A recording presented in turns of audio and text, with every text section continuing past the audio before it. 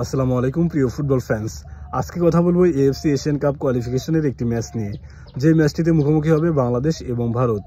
বাংলাদেশের লাস্ট কয়েক বছরের ডেটা যদি আপনি অ্যানালাইসিস করেন তাহলে দেখতে পারবেন প্রায় প্রত্যেকটা টিমের সাথে বাংলাদেশের বল পজিশন কিন্তু কম ছিল, যার কারণে প্রতিপক্ষের যারা ফুটবলার আছে তারা কিন্তু বাংলাদেশের ডিবক্সে একের পর এক অ্যাটাক করেছে এবং সেখান থেকে তারা কিন্তু গোল করতে পেরেছে এবং বাংলাদেশ কিন্তু হেরে গেছে। বাংলাদেশের বল পজিশন কম থাকার কারণটা কি? সেটা হচ্ছে বাংলাদেশের মিডফিল্ডের দুর্বলতার কারণে।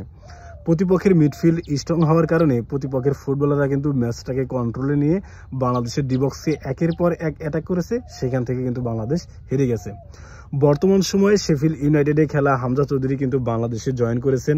তাই আমার কাছে মনে হচ্ছে হৃদয় হোসেন এবং জামাল ভুঁইয়া যদি হামজা চৌধুরীর সাথে কমিউনিকেশন বিল্ড করতে পারে তাহলে কিন্তু আমার কাছে মনে হয় অন্তত ভারতের বিপক্ষে বাংলাদেশের যে মিডফিল্ডের দুর্বলতা সেটা কিন্তু কাটানো সম্ভব হবে। সে যাই হোক, এবার আমরা ম্যাচের ফরমেশন কেমন হবে সেটা নিয়ে কথাবার্তা বলা যাক। বাংলাদেশের কোচ হ্যাভিয়ার ক্যাবরেরা সম্ভবত 4-4-2 অথবা 4-3-3 এই ফরমেশনে কিন্তু খেলাবেন। ফরমেশন যদি 4-3-3 হয় তাহলে গোলকিপিং পজিশনে দেখা যেতে পারে মিতুল মার্মাকে, সেন্টার ব্যাক হিসেবে দেখা যেতে পারে তারেক কাজী এবং তপু বর্মনকে, আর রাইট ব্যাক পজিশনে দেখা যেতে পারে সাদউদ্দিনকে। সাদউদ্দিন শুধু রাইট ব্যাক পজিশনে খেলতে পারেন না, তিনি রাইট মিড, রাইট উইঙ্গার অথবা রাইট ফ্ল্যাঙ্ক ধরে কিন্তু একদম ভার্টিক্যালি মুভমেন্ট করতে পারেন, যার কারণে এটা কিন্তু বাংলাদেশের জন্য একটা পজিটিভ দিক হতে পারে।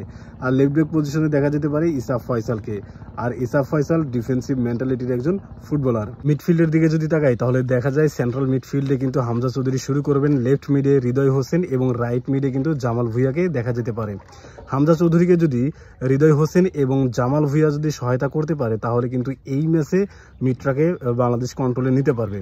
আর হামজা চৌধুরী কিন্তু ফাইনাল থার্ডে লং বল পাস করবেন, ডিফেন্স ব্রেকিং পাস করবেন, সেটা কিন্তু আলামিন বা রাকিব হোসেন অথবা ফাহিমকে কিন্তু সেটা কাজে লাগাতে হবে, কারণ তারা কিন্তু ফরওয়ার্ড লাইনে খেলবেন।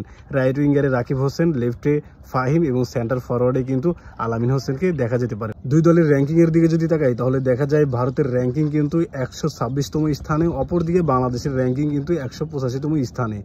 দুই দল এখনো পর্যন্ত 31টি ম্যাচ খেলে বাংলাদেশ জিতেছে মাত্র 2টি ম্যাচ, অপরদিকে ভারত কিন্তু 16টি ম্যাচ জিতেছে এবং 13টি ম্যাচ কিন্তু ড্র হয়েছে। আর এই ম্যাচটি কিন্তু ভারতের ঘরের মাঠে, অর্থাৎ বাংলাদেশের জন্য কিন্তু অ্যাওয়ে ম্যাচ। তার মানে বোঝাই যাচ্ছে এই ম্যাচটি কিন্তু জটিল এবং কঠিন হতে চলেছে বাংলাদেশের জন্য। এই ম্যাচ নিয়ে আপনার প্রেডিকশন কি সেটা অবশ্যই কমেন্ট বক্সে জানাতে পারেন। ধন্যবাদ।